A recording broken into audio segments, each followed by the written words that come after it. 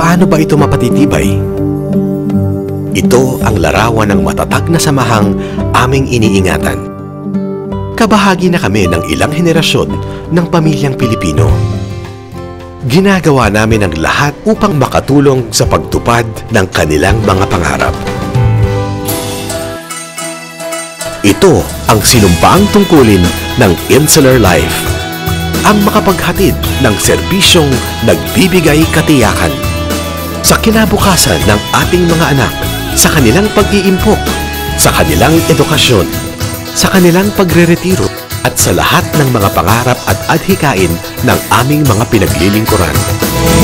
Ito ang larawan ng aming kasaysayan. Kasaysayang pamana ngayon at sa darating na henerasyon.